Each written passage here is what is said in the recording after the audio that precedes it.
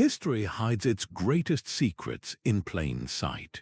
We are about to explore 25 artifacts that reveal an unknown chapter of human ingenuity, a legacy of brilliance left by our ancestors. These objects tell stories of innovation that rival our own modern technology. You will discover how a 2,000-year-old device could predict eclipses, and why a simple crystal allowed Vikings to navigate under cloudy skies. By the end, you will see the past not as a primitive age, but as a treasure chest of lost genius and surprising solutions. What forgotten marvel from history do you believe could change our world today? A storm-tossed sponge diver near the island of Antikythera in the year 1900 made a discovery that would rewrite history. He was searching the depths of a Roman shipwreck when his hands brushed against the encrusted remains of a complex machine. Recovered from the seafloor, the lump of corroded bronze and wood seemed unremarkable at first, just another piece of ancient debris. But decades later, painstaking analysis revealed it to be the Antikythera Mechanism, a 2,000-year-old device so advanced it has been called the world's first analog computer. This was not a simple tool. It was a masterpiece of miniature engineering, a clockwork universe contained within a wooden case. Its dozens of interlocking bronze gears, precisely cut by hand, could calculate the movements of the sun, the moon, and the planets. By turning a hand crank, a philosopher or a ship's navigator could predict lunar phases, track the timing of athletic games like the Olympics, and even forecast solar eclipses with astonishing accuracy. The device displayed its predictions on intricate dials, a cosmic calendar powered by pure mechanical genius. How could such sophisticated technology exist so long before the modern era? And how was this knowledge lost for centuries, only to be rediscovered by chance from the silent depths? The Antikythera Mechanism stands as a stunning testament to a forgotten age of innovation, a single artifact proving that the seeds of our technological world were planted far earlier than we ever knew. While the Antikythera Mechanism charted the heavens, another form of genius was guiding ships across the featureless ocean. Norse sagas tell of a magical stone that allowed Viking navigators to find the sun's position on completely overcast days, even through dense fog. This was the legendary Sunstone, a crystal that pierced the gloom and turned myth into maritime reality. Imagine the challenge, sailing a wooden longship across the North Atlantic with only the sky for reference. When the sun vanished behind clouds for days on end, how did they know which way to go?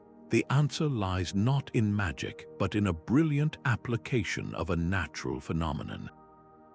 Modern researchers believe the Sunstone was a piece of Iceland spar, a transparent calcite crystal that possesses a unique property. It can polarize light, filtering the scattered rays that penetrate a cloud cover. By rotating the crystal and looking through it toward the sky, a navigator would see a distinctive pattern of light and dark spots. The point where these spots aligned or matched in brightness revealed the hidden sun's direction, even when it was completely invisible to the naked eye. This was not guesswork. It was a reliable, repeatable technique born from deep observation of the natural world.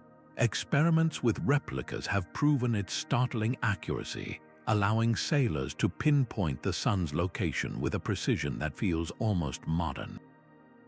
This crystal did not work alone. It was part of a sophisticated navigational toolkit that included sun shadows, knowledge of bird migrations, and wave patterns. Together, these tools enabled the Vikings to undertake journeys that still seem audacious, crossing thousands of miles of open sea to reach places like Iceland, Greenland, and even the coast of North America, centuries before Columbus. The Sunstone embodies a fascinating blend of saga and science. It shows us that their greatest strength was not just in building sturdy ships, but in their profound understanding of light, weather, and the sea itself. What other seemingly simple objects, lost to time, held the power to guide entire civilizations toward new horizons? Deep within the dusty soil of Mesopotamia, a strange clay pot was unearthed near the city now known as Baghdad. It did not look like much, just a 5-inch tall jar dating from the Parthian era, roughly 2,000 years ago, but its contents told a different story. Inside, archaeologists found a copper cylinder, carefully soldered with a 60-40 tin lead alloy, and nestled within it, an iron rod. The jar itself showed traces of an acidic residue like vinegar or wine. To the scientists who first studied it in the 1930s, the components were eerily familiar. This was not a storage jar. It appeared to be the world's first battery. The principle is deceptively simple. If you fill such a jar with an acidic liquid, an electrolyte, a chemical reaction occurs. The acidic solution reacts with the iron rod, forcing electrons to flow to the copper cylinder. Connect the two metals with a wire, and you create a small but steady electric current. One of these cells produces just over 1 volt, but links several together in a series, and you have a battery capable of delivering a tangible shock.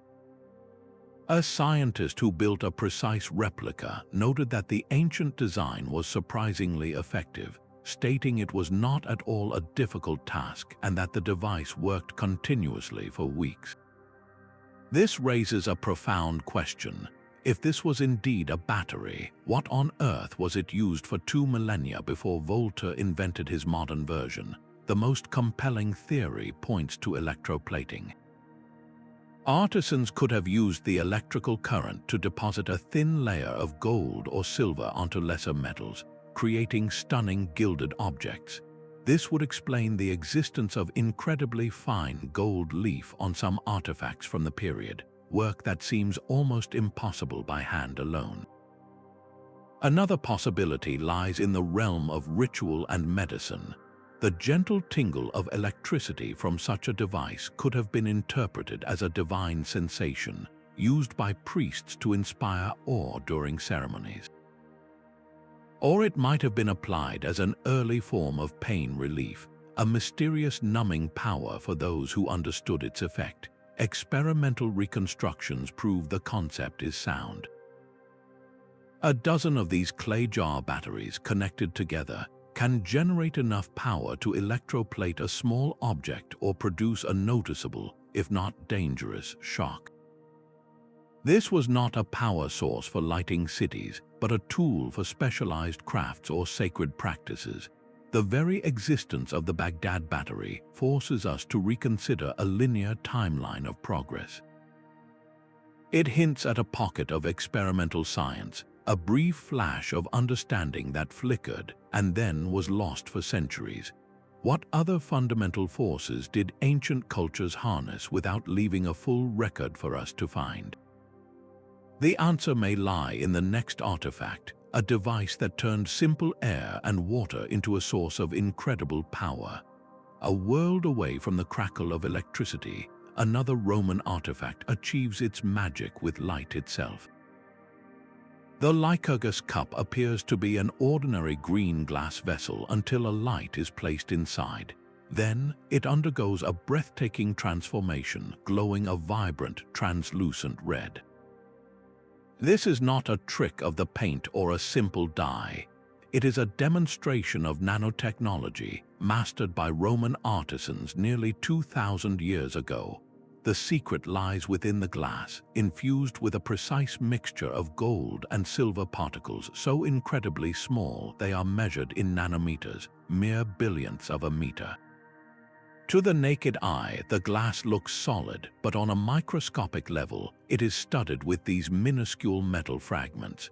When light passes through the cup from behind, these nanoparticles scatter the blue and green wavelengths, allowing the red light to pass through and illuminate the entire vessel with a ruby glow.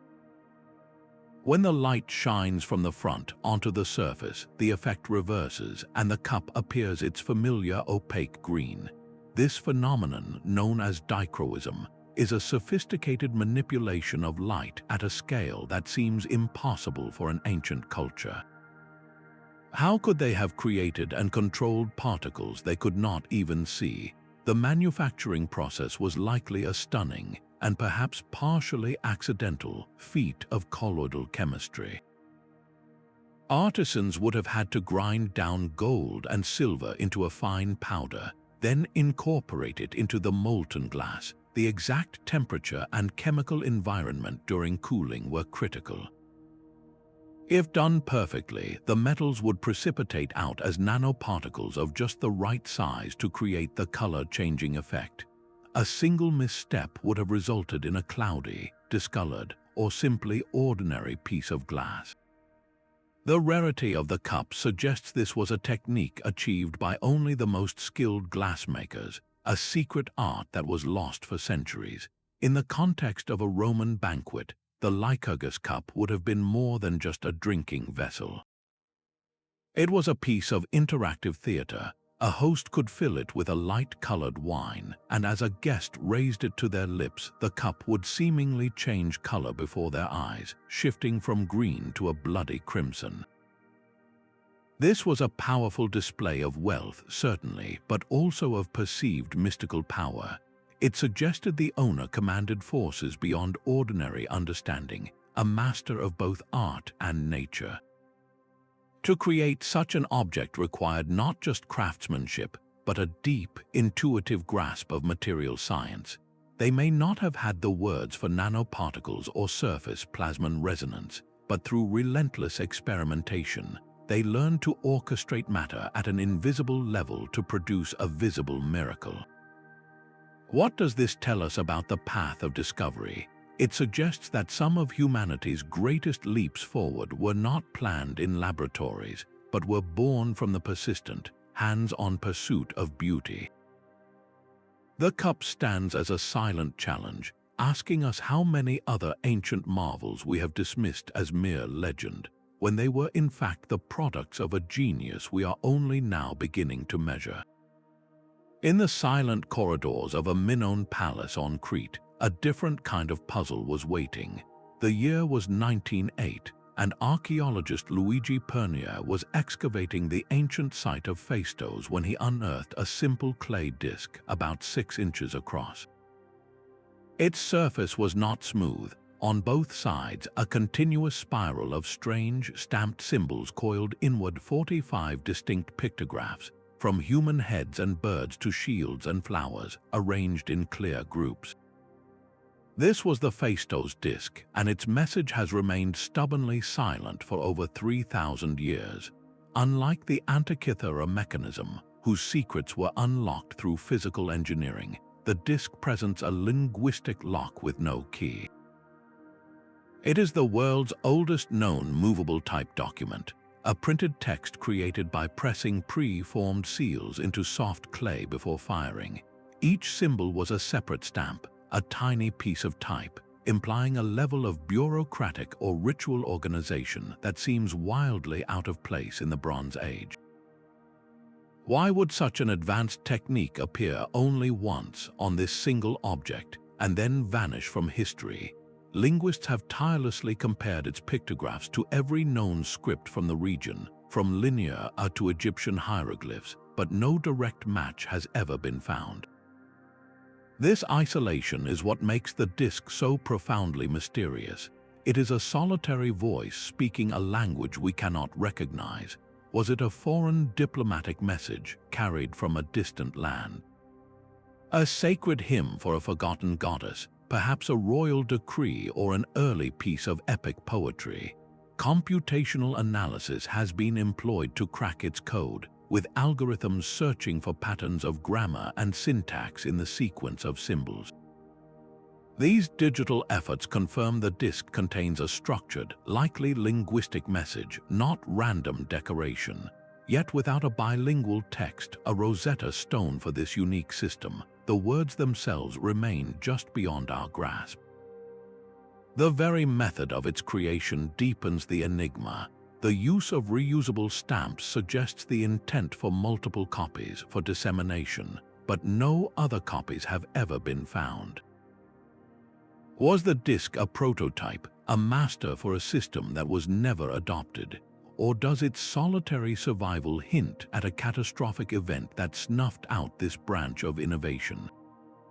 Holding the Phaistos Disc is like holding a sealed letter from the past, its contents vivid and tantalizing, yet utterly inaccessible. It challenges our entire understanding of written communication in the ancient world. What story was so important that it required this revolutionary technology to preserve? And what other lost languages, encoded in artifacts we have yet to uncover, might completely rewrite the history of human thought? 2,000 years before the Phaistos Disc was stamped into clay, another culture was encoding its knowledge in metal. The Nebra Sky Disc was not discovered by trained archaeologists, but rescued from looters in the forested hills of Germany. These treasure hunters had unearthed a bronze disc about the size of a large dinner plate and tried to sell it on the black market. When authorities recovered it in a police sting, they had in their hands one of the most spectacular archaeological finds of the modern era. This was not just a piece of ancient art, it is the oldest known realistic depiction of the cosmos, a portable observatory forged in bronze and gold. The disc's deep blue-green surface is inlaid with golden symbols that gleam against the night sky patina. A crescent moon, a full moon, or perhaps the sun, and a cluster of 32 stars with one particularly dense group of 7. Modern astronomers quickly identified this cluster as the Pleiades, the Seven Sisters, a star formation significant to cultures across the globe. But the disc's genius does not stop at a simple map. Later, 2 golden arcs were added to its edges. One of these arcs, spanning 82 degrees, perfectly matches the range between the sunrise and sunset positions on the horizon at the latitude where the disc was found. This was a practical solar calendar built into the stars. A final addition, a third arc at the bottom, often called the solar boat, suggests a mythological element, a vessel carrying the sun across the celestial sea. This object was not created in a single moment. It evolved over centuries with features added and even one star covered by a later arc, proving it was a living document, a tool that was updated and refined by generations of knowledge keepers. How was this celestial computer used? For a farming society, its value was immeasurable. The appearance of the Pleiades in the spring sky signaled the start of the planting season. Their disappearance in the fall marked the time for harvest. By aligning the disc with the actual horizon and observing the position of the golden moon relative to the stars, a priest or chieftain could determine the precise time to sow seeds or hold a midwinter ceremony. This was a device that synchronized human life with the cosmic clock, ensuring survival through a deep understanding of natural cycles. The craftsmanship itself is a marvel. The background was not painted but chemically treated to create a deep blue-black surface speckled with microscopic crystals, an artificial night sky. The gold inlays were not merely glued on, but affixed with a technique so precise that they have remained in place for over 3,600 years. Holding the Nebra Sky Disc was to hold a piece of the ordered universe. It represents a monumental leap in human thought, the moment we stopped just watching the stars and began to use them to structure our world, to build a calendar from the chaos of the sky. What other cosmic patterns, now forgotten, did ancient astronomers see that guided their civilizations toward prosperity? Scattered across the former frontiers of the Roman Empire, from Britain to Hungary, a series of strange bronze objects has confounded experts for centuries. Each is a hollow dodecahedron, a 12-sided geometric form, with each pentagonal face featuring a circular hole of a different diameter. protruding from each corner is a small knob. They are beautifully cast, yet they bear no inscriptions, nowhere patterns that clearly explain their use, and no written records from the time even mention their existence. This complete silence from history has turned the Roman dodecahedron into one of archaeology's most enduring puzzles. Why would such a meticulously crafted and widely distributed object leave behind no instructions? Their discovery contexts only deepen the mystery. Many have been found in military sites, buried with coin hoards, or placed in locations suggesting great personal value. They are not all the same size, ranging from a golf ball to a large fist, which immediately rules out some universal, one-size-fits-all purpose. This variation hints at a tool that was adapted for different needs, or perhaps a device whose function was so obvious to a Roman that writing it down seemed unnecessary.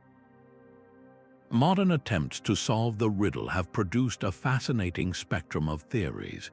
One persistent idea is that they were candlestick holders, with a wax taper inserted into each hole to create different flame sizes. Yet, most recovered dodecahedra show no soot residue from fire. Another popular suggestion is that they were knitting tools for creating Roman gloves, with the knobs used to control the tension of the yarn. Crafters who have tried this, however, find the process awkward and inefficient compared to simpler methods. The most compelling theories point toward measurement and observation. Could it have been a rangefinder for Roman artillery? A soldier could peer through different pairs of holes to calculate the distance to a target. Others propose it was an agricultural tool for determining the optimal sowing date for winter grain by gauging the angle of sunlight. The most elegant hypothesis frames it as an astronomical device for predicting celestial events. By aligning the device with the horizon and sighting through specific holes, a user might track the sun's path across the seasons. The truth is, no single theory has yet proven definitive. Each attempt at replication reveals both possibilities and flaws. This very ambiguity is what makes the dodecahedron so captivating. It represents a different kind of ingenuity, one not of a single solved problem, but of experimental design. It speaks to a culture comfortable with creating complex, multi-purpose tools whose exact application might have been left to the user's skill and imagination. Why create something so precise without a manual? Perhaps its function was a trade secret of a specific guild, or its use was so deeply embedded in everyday Roman life that it required no explanation. The dodecahedron forces us to confront the gaps in our understanding. We are so accustomed to artifacts with clear purposes, like a sword for fighting or a pot for cooking, that an object of pure potential feels alien. It is a blank slate for our curiosity, a bronze question mark from the past. What does it say about a society that could produce such a thing and feel no need to tell us what it was for? This journey from the ambiguous to the explicit leads us next to an artifact whose purpose was never in doubt. A creation so singular and powerful it was meant to defend an entire city. A geode cracked open in California in the 1960s revealed a puzzle that seemed to defy time itself. Inside what should have been a solid, ancient nodule of rock was a mechanical object, a ceramic cylinder surrounded by a metal hexagon with a rusted iron shaft at its core. It looked unmistakably like a modern spark plug. How could such a thing be encased within a stone that supposedly took hundreds of thousands of years to form? This was the Coso artifact, an object that instantly became a lightning rod for theories of lost civilizations or even ancient visitors from other worlds. The mystery seemed perfect, a clear anachronism suggesting advanced technology in the distant past. Geologists, however, soon offered a more grounded, if less spectacular, explanation. The object was not inside a true geode, but a hardened lump of clay and iron oxide that can form relatively quickly around a metallic object. The so-called spark plug was identified by spark plug collectors as a champion brand plug from the 1920s, a common type used in Model T Fords and early mining equipment. The conditions were just right for a rapid concretion process. A lost spark plug fell onto the ground, perhaps near a spring or in a damp area. Over decades, minerals in the water precipitated out, binding with the surrounding clay and rust from the plug itself, eventually creating a hard, rock-like casing that made it appear immensely old. This phenomenon is not unique. Similar out-of-place artifacts, from nails embedded in rock to what seemed to be a metal hammer in a Cretaceous stone, have all been shown through rigorous analysis to be examples of this natural concretion process, where rust and minerals cement objects into a deceptive shell. The Coso artifact became an icon for alternative history precisely because it appeals to our desire for a more mysterious past, a world where our ancestors were not so different from us. It challenges the official timeline in a visceral way, but its story is ultimately a cautionary tale about the scientific process itself. The initial mystery was compelling, but it was the follow-up investigation, the cross-referencing with industrial catalogs and the understanding of geological chemistry that uncovered the true, more ordinary story. This is not a dismissal of curiosity, but a celebration of it. The real ingenuity lies in our methods of verification, in our ability to test extraordinary claims with evidence. How do we distinguish a genuine anomaly from a compelling illusion? The answer often lies not in the object itself, but in the context surrounding it, the slow, careful work of piecing together a narrative that fits all the available facts. The Coso artifact reminds us that the past is full of wonders that need no exaggeration, and that the most thrilling discoveries are those that can withstand the brightest light of scrutiny. This journey from a debated mystery leads us to an artifact whose impact is undeniable, a simple invention that reshaped the balance of power across the ancient world. The legend of the Viking warrior is inseparable from the mythic quality of his sword. Among the thousands of blades recovered from the Viking Age, a select few bear a name that echoes through history, stamped into the steel near the hilt in Latin letters, Ulfberht.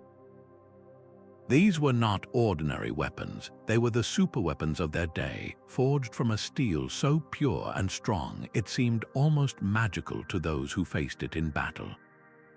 The secret was not in the name itself, but in the metal. While most European swords of the era were made from inferior, slag-filled iron that was brittle and prone to shattering, the Ulfberht blades were crafted from a high-carbon crucible steel. This material gave the sword a remarkable combination of flexibility and a razor-sharp, durable edge. To create such steel required a manufacturing process far beyond the typical bloomery furnaces of Europe. The iron had to be heated to an extremely high temperature within a sealed clay vessel, a crucible, melting it completely and allowing the impurities to separate out. The result was a nearly pure steel ingot, a material of legendary quality. But where did the Vikings, often stereotyped as mere raiders, acquire such advanced metallurgy? The answer points to a vast and sophisticated trade network. The closest known source for this kind of crucible steel in that period was thousands of miles away, in the Islamic lands of Central Asia, in regions like modern-day Iran and Afghanistan. This means that the raw material for a Norse warrior's most prized possession likely began its journey as a trade good, traveling along the river routes of Russia, passing through the hands of many merchants, before finally reaching the forges of the Frankish Rhineland, where master smiths, perhaps a single guild or family using the Ulfberht name, worked the imported ingots into legendary blades.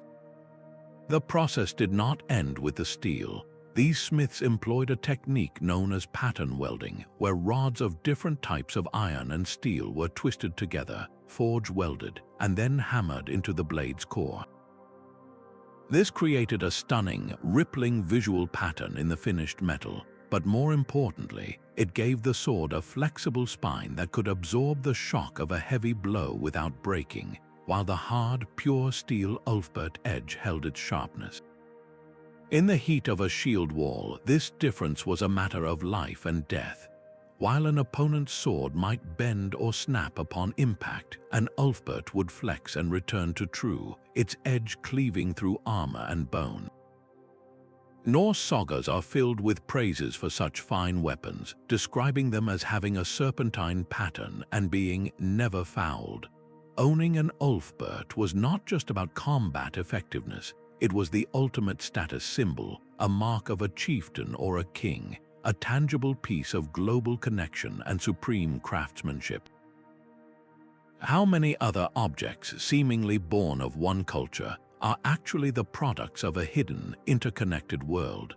The journey of the Ulfberht steel, from an Asian crucible to a European battlefield, forces us to redraw the map of the medieval world, replacing isolated societies with a web of trade and shared knowledge that spanned continents.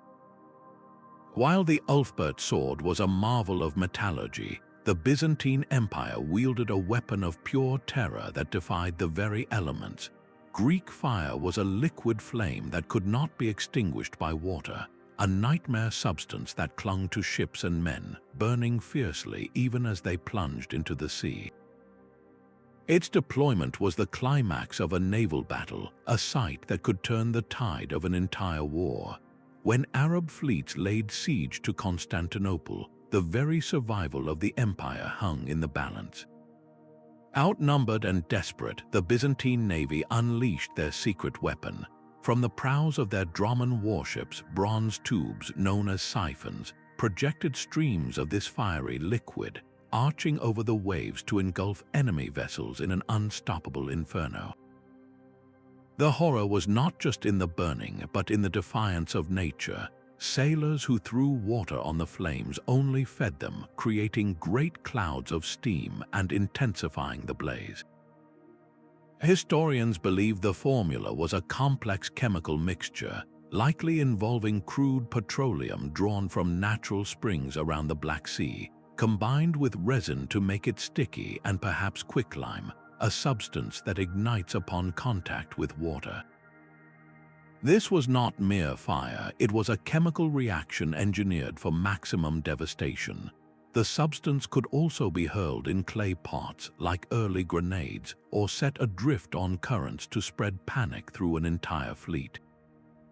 The psychological impact was as potent as the physical damage. To face Greek fire was to face a seemingly supernatural force, a dragon's breath controlled by human hands.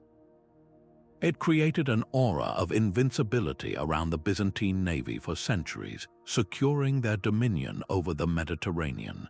The exact recipe, however, was one of history's most closely guarded state secrets. Known only to a select few, perhaps even only to the Byzantine emperors and a single family of chemists, the formula was never written down. When the empire finally fell, the knowledge died with its last guardians. Modern scientists can only speculate on the precise blend, for every attempt to replicate its legendary properties has fallen short. This loss forces a profound question about the nature of technological progress. Is a weapon's power defined by its creation, or by our ability to preserve the knowledge behind it? The blazing trail of Greek fire across the dark waters of history is a stark reminder that some of humanity's most potent inventions were not just machines or metals, but volatile alchemies of mind and matter, whose secrets can vanish as completely as smoke on the wind. What other formulas capable of reshaping the world have been lost to the silence of forgotten vaults? A vast empire spanning thousands of miles of rugged mountains needed a way to speak.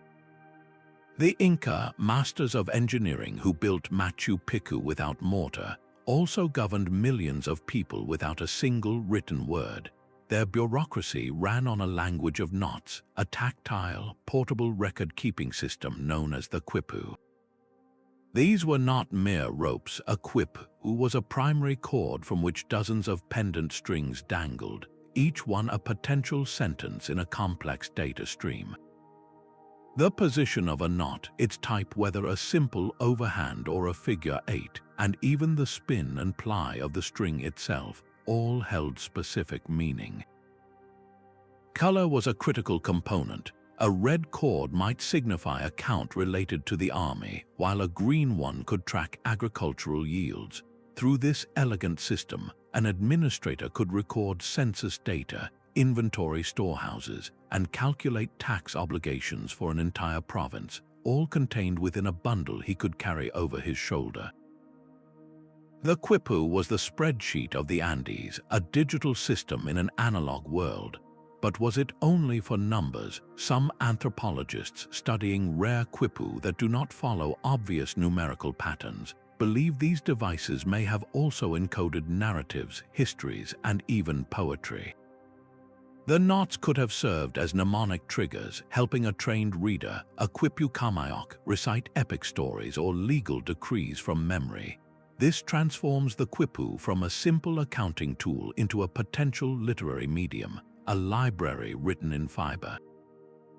Decoding them today is a monumental challenge. The Spanish conquistadors, recognizing the Quipu as a source of indigenous power and memory, systematically destroyed them.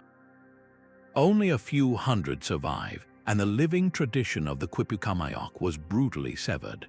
Modern researchers use statistical analysis and comparisons with colonial-era Spanish documents that reference lost Quipu, slowly working to crack the code of the knots. Each small breakthrough reveals the sophistication of Inca thought. A single Quipu could manage the logistics of building a terraced farm, tracking the labor input, the stone moved, and the food supplied to the workers. It was a system of accountability that allowed the empire to function with breathtaking efficiency. What does it mean for a civilization to choose fiber over parchment, knots over alphabets? The Quipu challenges our very definition of writing. It proves that information is not bound to flat surfaces and inscribed symbols, but can live in 3 dimensions, in the intricate language of touch and order. This was a form of genius tailored to its environment, a system that could not be washed away by rain and required no light to read. In the silent knots of the Quipu, we find the heartbeat of an empire that spoke through its hands. While the Inca spoke through knots, an imperial court in China was listening for the deep rumble of the earth itself. In the year 132, the brilliant astronomer and engineer Zhang presented the Han Dynasty emperor with a device of uncanny perception, a bronze urn he called an earthquake weathercock.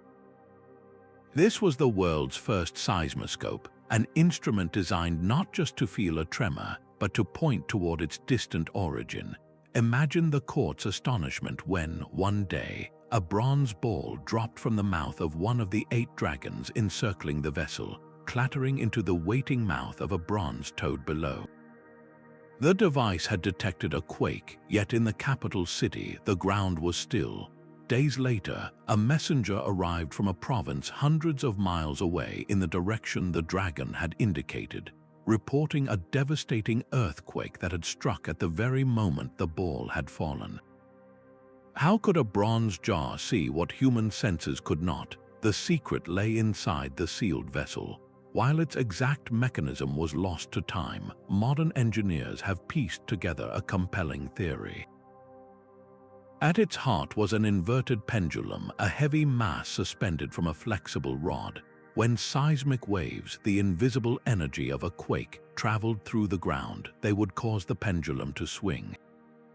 This motion would then trigger a cleverly engineered lever system inside, pushing one of the 8 dragon heads to release its ball. Each dragon corresponded to one of the 8 cardinal directions, providing an immediate and crucial piece of information, not just that an earthquake had happened, but where it was centered. This was a brilliant application of the principle of inertia, the same force that pushes you back in your seat when a car accelerates. The stationary body of the urn would resist the initial ground motion, while the suspended pendulum inside would lag behind, creating the movement that activated the mechanism. Zhang Heng's genius was in translating this subtle physical lag into a clear, unambiguous signal. The device required no external power, only the Earth's own vibrations to bring it to life. In the Han court, this was more than a scientific marvel. It was a tool of governance and mercy. An early warning, even days ahead of a messenger, allowed the emperor to dispatch aid and troops to the affected region, stabilizing his rule and demonstrating his heavenly mandate to care for his people. Modern reconstructions based on the best historical descriptions have proven the design is not only plausible but remarkably effective. One such model, built by scientists, successfully detected simulated quakes and indicated their direction with startling accuracy. This was not magic but precision engineering. How many lives could have been saved over the centuries if this invention had not been forgotten and then reinvented 1,000 years later in the West? The seismoscope stands as a monument to a different kind of power, the power of foresight. It challenges our modern assumption that advanced disaster prediction is a recent development, reminding us that the impulse to listen to the Earth's whispers and protect our communities is an ancient and profound form of human ingenuity. A king's blood falls onto bark paper, a sacred offering to summon the gods. In the resulting visionary fire, the most powerful Maya lords used objects that defy simple classification. From the deep ritual caches of temples and royal tombs, we recover the eccentric flints, some of the most breathtaking stonework ever created. These are not the utilitarian blades of the everyday. They are intricate, asymmetrical sculptures chipped from brittle chert or obsidian, depicting deities, serpents, and cosmic symbols with a fineness that seems impossible for a material so prone to shattering. To hold one is to hold a paradox, a weapon of spiritual warfare that was never meant to cut flesh, yet was central to the most vital acts of a civilization. How does a culture without metal tools achieve such miniature perfection in stone? The answer lies in a lifetime of specialized skill. A master napper did not simply strike the rock. They used a technique called pressure flaking, pressing a sharp tool of antler or hard wood against the edge of the flint with exquisite control. Each tiny flake was removed with the precision of a sculptor, not the force of a laborer. This was a slow, meditative process where a single miscalculation, 1 ounce of excess pressure, could spiderweb a month's work into worthless fragments. The shapes they created were maps of the Maya cosmos. A swirling symbol might represent a portal to the underworld. A profile of the rain god Chok ensured his life-giving storms. A sinuous serpent embodied the vision serpents that royalty saw after their bloodletting rituals, the very conduits to the spirit world. These objects were not merely representations, they were active participants in ceremony. In the darkness of a sealed temple chamber, a priest-king would draw a stingray spine through his own tongue or genitals, spattering his blood. The eccentric flint, perhaps hafted to an ornate handle, may have been used to ceremonially cut the paper soaked with this royal offering, which was then burned. The rising smoke, infused with the king's divine essence, was believed to open a gateway, allowing the ancestors and gods to step into the human realm. Their distribution tells a story of shared belief across a vast region. Nearly identical eccentric flints are found in the tombs of rulers at sites like Tikal and Copan, separated by hundreds of miles of dense jungle. This suggests these were not local trinkets, but objects of supreme ideological importance, perhaps crafted by revered, itinerant masters whose art bound the Maya world together in a common spiritual language. The sheer fragility of these objects is their final, powerful statement.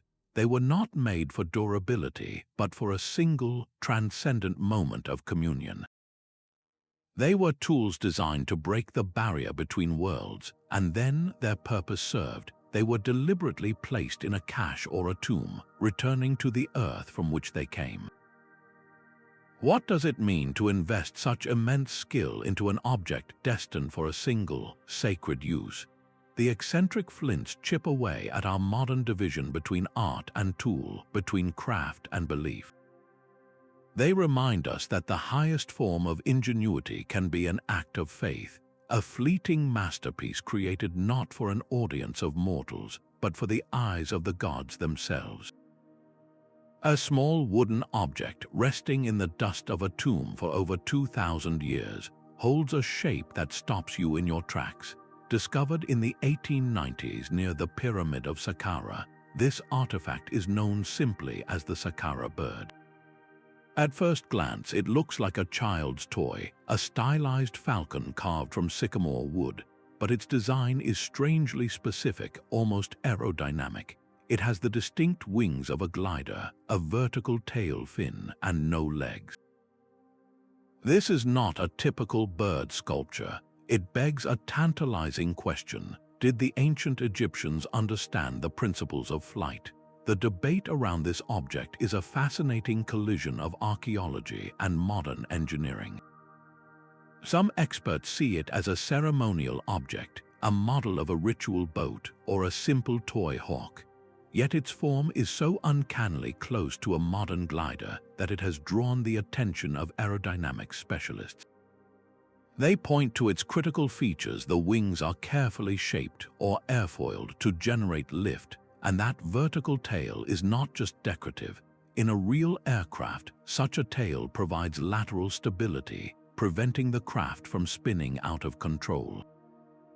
Without it, the model would be unstable. With it, the design is fundamentally sound. To test the theory, skilled pilots have built precise, scaled-up replicas of the Saqqara bird. When launched, these models do not simply fall. They glide. They catch the air and sail forward for a surprising distance, demonstrating that the object's shape is, by pure accident or by brilliant design, flight-worthy. This does not mean the Egyptians had a fleet of gliders. There is no evidence of launching mechanisms or pilot controls, but it does raise the possibility of observation leading to experimentation. The Egyptians were meticulous observers of nature, and the vulture, a bird known for its magnificent soaring on thermal updrafts, was a sacred animal to them. Could a master craftsman, watching these birds ride the wind over the Nile, have tried to capture the essence of their form in wood? Was this a test piece, a three-dimensional sketch to explore a concept that had no practical application in their world? The value may have been in the act of creation itself, an intellectual exercise to understand a force of nature. The Saqqara bird soars in a space between a toy and a prototype. It challenges our timeline of aviation, suggesting that the dream of flight, and perhaps even a rudimentary grasp of its physics, is far more ancient than the Wright brothers.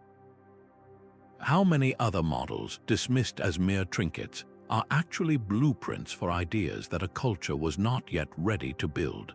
This curiosity for mechanical principles did not end in the desert sands, but found a new voice in the intricate metalwork of a different civilization. The Pantheon's dome has watched over Rome for nearly 2,000 years, an unsupported span of concrete that still defies the elements.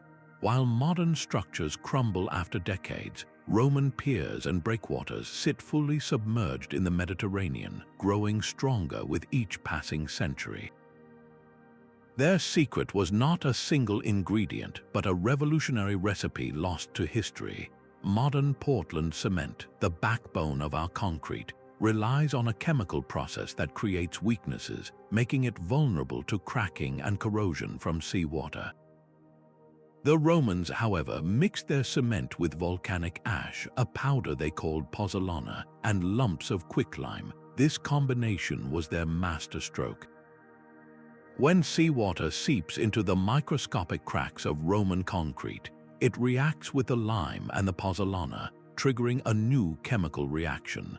This process forms crystalline structures that effectively fill the cracks, a self-healing mechanism that repairs the damage automatically. It is a living material, constantly reinforcing itself against decay. The manufacturing process was just as ingenious. Instead of using perfectly mixed slurry, Roman engineers would combine the mortar with coarse gravel and those chunks of quicklime. They were not seeking a smooth, homogeneous paste. They wanted a reactive mix where the lime clasts, once thought to be a sign of poor mixing, would act as tiny reservoirs of healing potential, ready to activate when water infiltrated. This is the opposite of our modern approach, and for longevity, it was vastly superior. The environmental benefits are staggering to consider. The production of modern cement is one of the largest industrial sources of carbon dioxide on the planet. Roman concrete, by contrast, required far lower firing temperatures for its components, and its primary aggregate was volcanic ash, a naturally occurring, abundant material. It was a sustainable technology that built empires. Today, chemists and engineers are in a race to reverse engineer this ancient marvel, hoping to incorporate its principles into modern construction.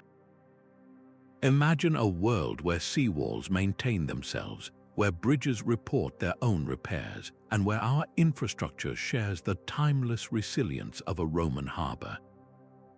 What could we learn from this ancient model of sustainability?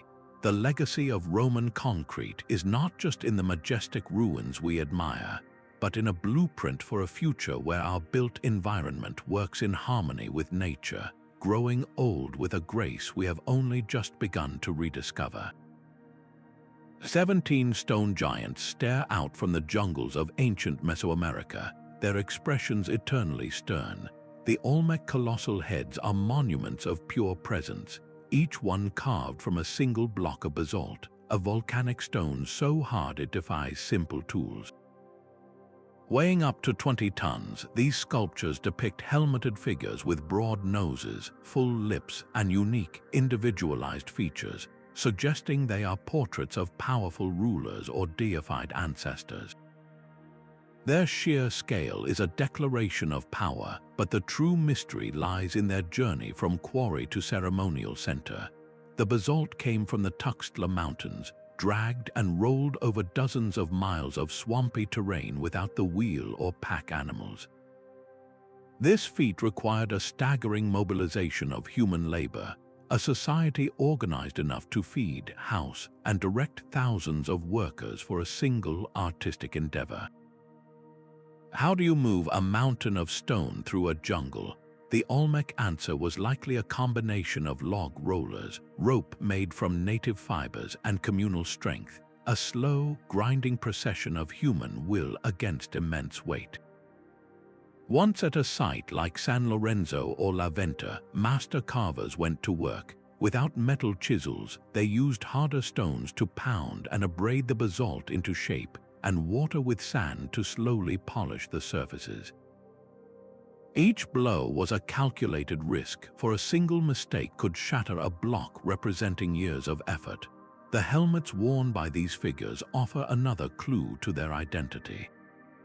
Many historians believe they are protective headgear associated with the Mesoamerican ball game, a ritual sport that was far more than a game. It was a cosmic drama, a reenactment of mythological events where the outcome could determine the favor of the gods. A ruler depicted in this gear was not just a political leader, but a central player in the sacred order, a man who could literally shape the fate of his world through ritual. Placed in rows at the heart of their cities, these heads were more than royal portraits. They were the anchors of Olmec identity, stone sentinels projecting the authority and spiritual power of the elite across the entire population. They communicated a simple, unshakable message: here is the face of the one who commands the labor of thousands and connects our world to the gods. The silent, watchful gaze of these giants forces us to reconsider what we mean by civilization. It was not just about writing or cities, but about the ability to unite a people around a common vision, to literally move mountains in the name of an idea. What does it take for a society to decide that carving a 20-ton face is the most important thing it can do? The answer is written in stone, a testament to the organizational genius and symbolic power of the first great civilization of the Americas. 17th century desert cities mastered a form of climate control that required no electricity, only an intimate dialogue with the wind. In the ancient lanes of Yazd, Iran, strange towers still rise above the rooftops, their slatted sides open to the sky. These are Badgers, Persian Windcatchers, and they are marvels of passive engineering designed to pull cool air deep into the heart of sun-baked homes. The principle is one of elegant simplicity. The tower, shaped like a chimney, is oriented to capture the slightest breeze from the prevailing wind. As that air is funneled down the tall shaft, it is guided into the living spaces below, pushing the hot, stagnant air out through another opening. But the true magic happens when this system meets water. Many of these homes were built above qanats, those subterranean channels that brought fresh water from the mountains. The incoming wind would pass over a small indoor pool or a stream from the qanat, and through the process of evaporation, the air would shed its heat, becoming noticeably cooler and more humid before circulating through the rooms. This was not a single design, but a technology exquisitely adapted to its environment. In areas with reliable breezes, the Windcatchers had one open side. In more volatile wind regions, they were built with 4 or even 8 sides to catch air from any direction. Some were equipped with dampers to control the flow or redirect it during sandstorms. The entire house became a breathing organism with the Windcatcher as its lungs, drawing in fresh, cooled air and exhaling the heat. The energy efficiency of this system is a lesson for our modern world. It consumed no power, produced no emissions, and used a renewable resource, the wind, in perfect harmony with another, water. It was architecture that listened to the environment rather than fighting against it. The people of Yazd did not just build shelters, they crafted microclimates, creating islands of comfort in a sea of sand. What could we learn from this ancient wisdom today? In an age of energy-intensive air conditioning, the Windcatcher stands as a quiet testament to a different path, one of intelligent design and profound respect for natural forces. This clever use of breeze and water channels us toward another environmental innovation, born not from stillness, but from harnessing the relentless power of the sea. Standing in a courtyard in Delhi for over 1,600 years, a 23-foot-tall iron pillar shows not a single spot of rust. This is not a modern stainless steel alloy, but a solid, hand-forged monument of nearly pure iron, created around the year 400. In a city where modern metal structures require constant maintenance to fight corrosion, this ancient column has defied the very chemistry of decay. How did its creators achieve such immortality in a material we associate with inevitable ruin? The secret lies in a perfect storm of composition and craftsmanship. The pillar is made from an exceptionally pure form of wrought iron, but its true protection comes from an unusually high phosphorus content and a surprisingly low amount of manganese and sulfur. When the pillar was forged, likely by hammering together a series of hot iron discs, this specific chemical recipe allowed a thin, invisible protective film to form on its surface. This passive layer, rich in iron-hydrogen phosphate hydrate, acts as a barrier shielding the metal beneath from moisture and oxygen, the very elements that cause rust. Modern scientific analysis reveals the slag inclusions within the metal are also aligned in a way that further resists corrosion. a feature born from the specific hammering techniques of the ancient blacksmiths. This was no accident. It was the result of a deeply refined and deliberate metallurgical tradition. The pillar itself was originally erected as a standard, or dvoja, bearing a Sanskrit inscription that glorifies a king named Chandra, likely Chandragupta II of the Gupta Empire. It speaks of a mighty warrior who conquered the Vanga countries and crossed the 7 mouths of the Indus River. Most scholars believe the pillar was topped with an image of the divine bird Garuda, the mount of the god Vishnu, making the entire structure a powerful declaration of faith and royal power. Over the centuries, it became the center of a popular myth that anyone who could stand with their back to the pillar and encircle it with their arms would have their wish granted. This legend, while charming, speaks to the awe the pillar has inspired across generations. Why was this knowledge lost? The process required not just skill, but a specific type of iron ore that was naturally high in phosphorus.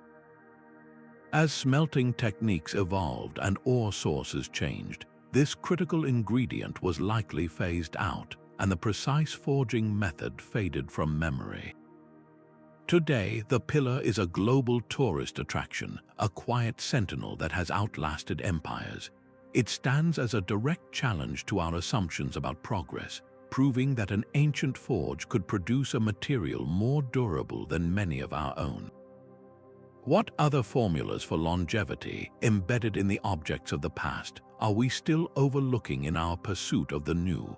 This journey into metallic endurance now leads us from a stationary wonder to a collection of objects designed for relentless, precise motion. A different kind of code was traveling across the vast Australian landscape, one carved not in stone but in wood. Aboriginal message sticks served as a sophisticated communication network long before the telegraph, carrying information across hundreds of miles between distinct language groups. These were not simple tokens. Each stick, a length of wood or bone, was incised with a unique pattern of lines, circles, and notches, a visual language understood by appointed messengers. The bearer of the stick was granted safe passage, their authority and the importance of their mission literally etched into the object they carried.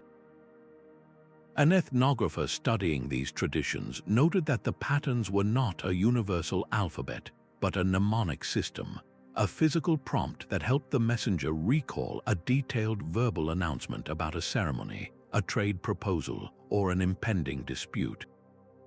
The stick itself was the key that unlocked the memory of the full message, ensuring accuracy across great distances and between different cultures. Their use was governed by strict cultural protocols. A messenger would present the stick to elders, who would read its patterns and then listen as the messenger delivered the precise words associated with those carvings. This system ensured that critical information was not distorted by time or retelling. In matters of conflict resolution, a message stick could be a powerful symbol of a truce or an invitation to negotiate, its very presence demanding a respectful hearing. The carvings for such a meeting might include specific symbols representing the clans involved or the nature of the grievance. Variations in design were profound. A stick intended to announce a corroboree, a sacred gathering with dance and song, might feature entirely different motifs from one summoning people for a trade of ochre or tools. Some message sticks even served as narrative aids for storytelling, their grooves and pits mapping out the journey of ancestral beings across the land. Today, many indigenous communities are reviving the art of creating message sticks, using them to teach younger generations about traditional lore and to assert cultural identity in a modern world. This revival prompts a powerful reflection. In an age drowning in digital text, what have we lost by moving away from such tangible, ritualized forms of dialogue? The message stick challenges the very idea that writing is the pinnacle of communication. It proves that complex information can be stored and transmitted through a shared system of symbols and trust, a three-dimensional language that carried the weight of law, history, and social harmony in the palm of a hand. Stone walls could now reach for the heavens, but they needed a hidden hand to hold them up. Gothic cathedrals like Notre Dame de Paris achieved their breathtaking height and luminous interiors through a revolutionary architectural skeleton, the flying buttress. These elegant stone arches, leaping from the outside walls like bony fingers, were far more than decoration. They were a calculated engineering solution to a fundamental problem of physics. The desire for taller naves and vast walls of stained glass created an immense outward thrust from the heavy stone vaulting inside. Without support, these walls would simply buckle and collapse under the strain.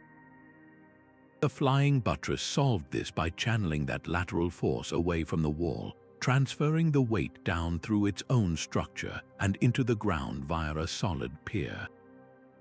This externalization of support was the key that unlocked the Gothic style.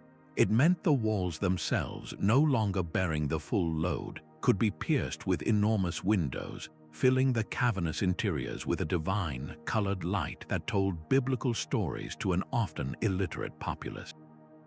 The evolution of this form is a story of refinement. Early buttresses were massive and blocky, but over time they became more slender and intricate, often adorned with pinnacles that added decorative beauty while also functioning as dead weight, pressing down on the buttress to improve its stability. This is where form and function achieved a perfect marriage. The aesthetic grandeur was a direct result of the structural necessity. To stand in the nave of a Gothic cathedral is to feel the effect of this genius, a sense of weightlessness and awe as your eye is drawn upward through stone tracery to a ceiling that seems to float. The flying buttress allowed architecture to become a metaphor, a physical manifestation of a spiritual aspiration to reach toward the divine.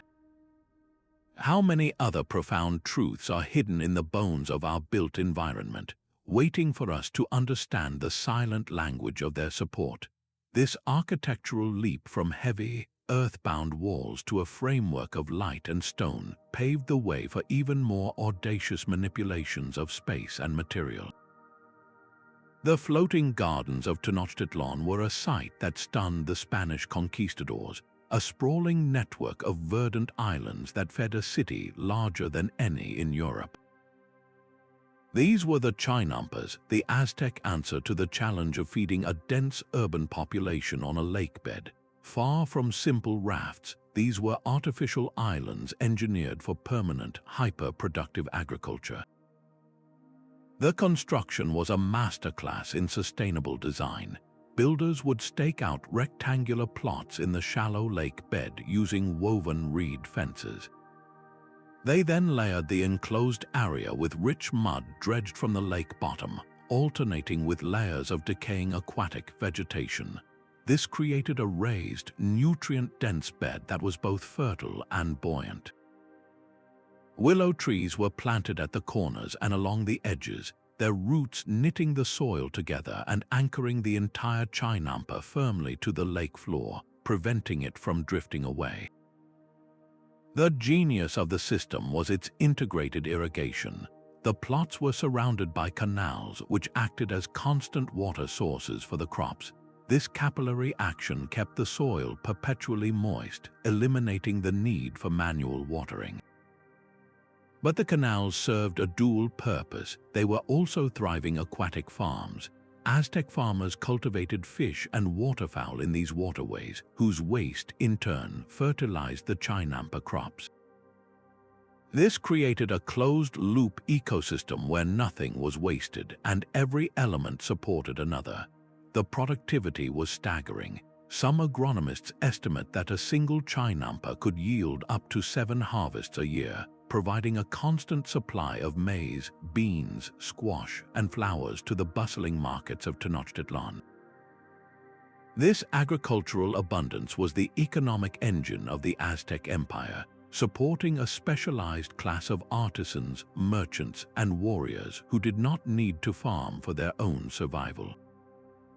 What can this ancient system teach us today? Modern innovators are looking to Chinampas for solutions to urban food deserts and wetland farming challenges. The principles of integrated aquaculture, soil building with organic waste, and water-efficient cultivation are being revived in projects from Bangladesh to Mexico City itself. The Chinampas stand as a timeless lesson in working with an ecosystem rather than against it, creating plenty from a landscape that at first seemed to offer so little. How many other forgotten agricultural marvels, born from deep observation of the land, could help us cultivate a more resilient future? A sailor on the open sea or a scholar in a candlelit study would lift this intricate device to the sky, turning brass and shadow into a map of the cosmos. The medieval astrolabe was a pocket-sized universe, an analog computer that could tell time, chart stars, and even determine the direction of prayer. At its heart were two main components: a flat plate engraved with a grid for a specific latitude, and a complex cutaway overlay called the retere. This retere, a delicate web of pointers representing the brightest stars, rotated over the plate like the night sky itself turning above the earth. By aligning the retere with the observed positions of the sun or a known star, a user could solve dozens of astronomical problems. They could find the current time, day or night, calculate the sun's altitude, or determine the precise moment of sunrise for religious observances. One historian describes it as the smartphone of the Middle Ages, a single tool that condensed a library of celestial knowledge into a beautiful, handheld object. Its origins stretch back to the ancient Greeks, but it was Islamic scholars who refined the astrolabe to its peak, creating different plates for various cities and adding intricate scales for trigonometry. Geoffrey Chaucer, the famed author of the Canterbury Tales, even wrote a technical treatise for his son on how to use an astrolabe, proving its role as a fundamental educational device. Beyond its function, the astrolabe was a work of art.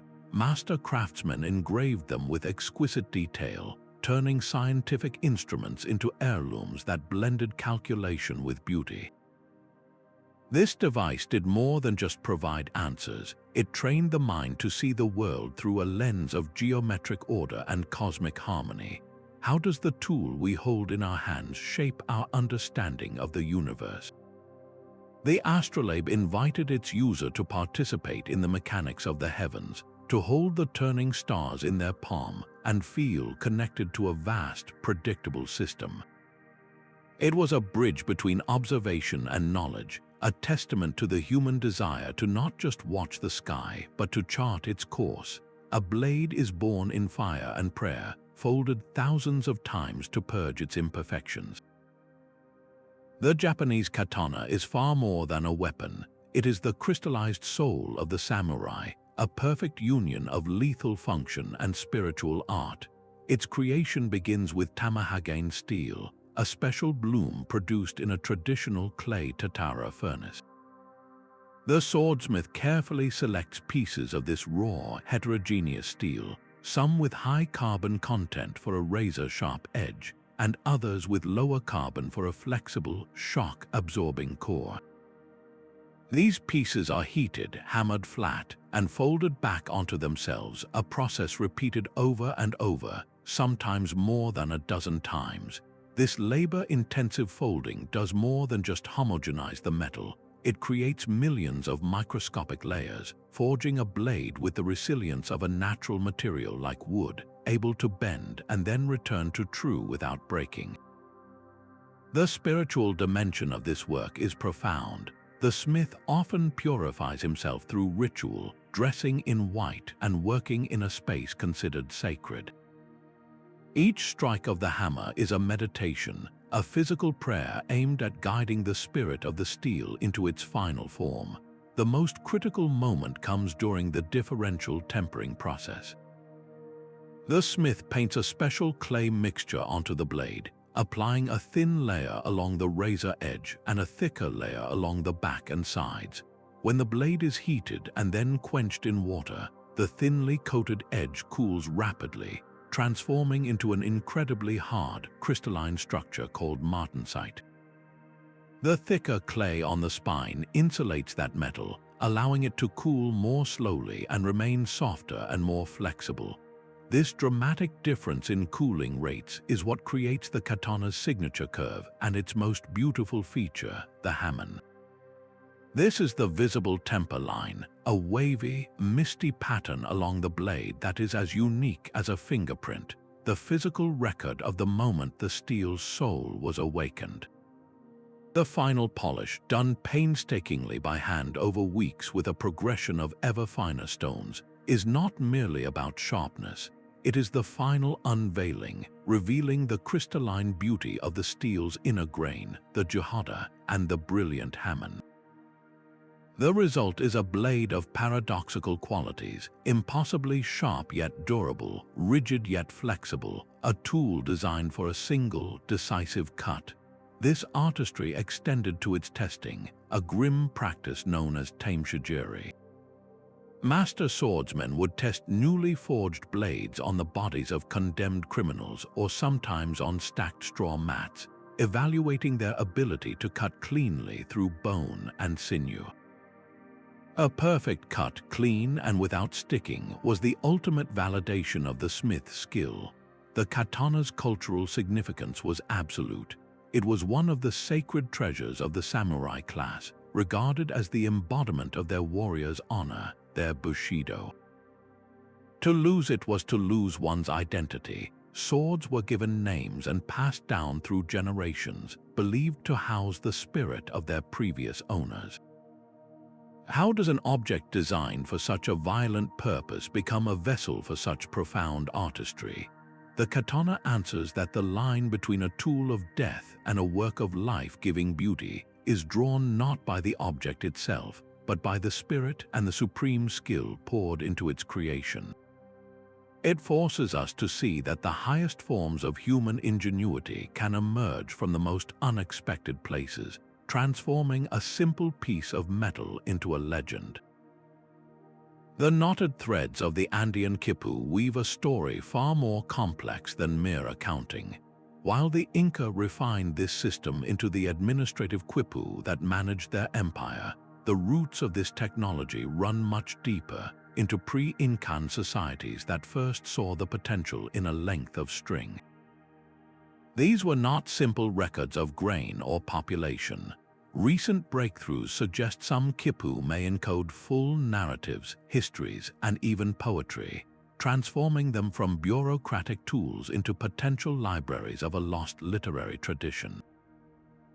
Researchers like Sabine Heil have studied quipu that defy numerical patterns, finding intricate combinations of colors, not types, and even the direction of the string's ply that could represent syllables or grammatical structures. The system was astonishingly sophisticated. The color of a cord derived from specific dyes could signify the subject matter, such as a yellow string for gold or a brown one for potatoes. The type of knot itself was a variable, with figure 8 knots, long knots, and single overhand knots, each holding distinct meanings, while a knot's position on the string could indicate its place in a numerical or linguistic sequence. This was a three-dimensional language, a binary code of fiber and space crafted long before the digital age. Studies confirm many quipu are organized around a decimal system, with knots in different positions representing units, tens, and hundreds. Yet others present patterns that are not arithmetical at all, their sequences suggesting a different kind of logic, perhaps phonetic or symbolic. The true challenge lies in the absence of a living key. How do we decipher a language when the last person who knew its full grammar has been gone for centuries? Each surviving quipu is a locked archive, its contents vivid and detailed, yet silent without the touch of a quipucamauc's memory to bring its knots to life. These intricate cords tie us directly into the final administrative puzzle, a system of governance so efficient it required no written words to command a mountainside. The steady hum of water mills became the heartbeat of the medieval landscape, a sound of industry that powered an economic revolution. Across the rivers of Europe, these structures transformed the relentless flow of water into a force that could grind grain, pound cloth, and even saw timber. This was not a single invention, but a system of technology that fundamentally reshaped daily life. The basic design was a marvel of adaptation. A water wheel, turned by the current of a river or a purpose-built mill race, transferred its energy through a central axle to a complex set of wooden gears. These gears could then power a heavy millstone for grinding flour, trip heavy hammers to felt woolen cloth in a process called fulling, or operate a reciprocating saw that could cut planks with a consistency human hands could never match. The true mechanical breakthrough, however, was the camshaft. This simple yet brilliant device, a rotating axle with protruding pegs, converted the wheel's circular motion into a repetitive back and forth action. It was the cam that lifted the fulling hammers and drove the saw blades, automating processes that had required immense human labor for centuries. This was the programmable machine of its day, a physical computer whose instructions were carved into the shape of its cams. The social impact was profound. Mills were often the centerpiece of the manorial system, with peasants required to have their grain ground at the lord's mill, a source of both revenue and control. Yet they also became hubs of commerce and community, places where people gathered and news was exchanged. Economic historians point to the widespread adoption of water power as a critical catalyst for technological diffusion. The principles of gearing and power transmission learned at the mill site were applied to other industries, fostering a culture of mechanical innovation that would eventually lead to the machines of the Industrial Revolution. Today, preserved mills like those at the Weald and Downland Museum in England stand as quiet monuments to this first wave of mechanization. They prompt a reflective question about our own energy journey. We often think of renewable power as a modern ambition, but for centuries, our ancestors built an entire society atop the reliable, turning force of the water wheel. What forgotten wisdom about living in balance with nature's energy flows is encoded in the silent stones of these ancient mills? This tour of human ingenuity, from celestial computers to mechanical workhorses, reveals a past rich with solutions. It suggests that the spark of genius is not a product of any single era, but a constant flame, waiting only for the right conditions to blaze into light. These 25 artifacts are not just a collection of curiosities, but a single, powerful story about who we are. They reveal a universal human spirit, a restless drive to understand the world and reshape it with our hands and our minds. Philosophers of technology often point to this very impulse, arguing that our tools are not just extensions of our bodies, but of our deepest curiosities and our will to adapt. From the Viking Sunstone piercing the fog to the Roman Dodecahedron posing its silent riddle, each object is a testament to our innate need to solve problems, to find order in chaos, and to leave a mark that says we were here and we figured this out. One of the most profound patterns we see is the seamless blend of art and science. The Damascus sword was not merely sharp, it was a rippling canvas of folded steel.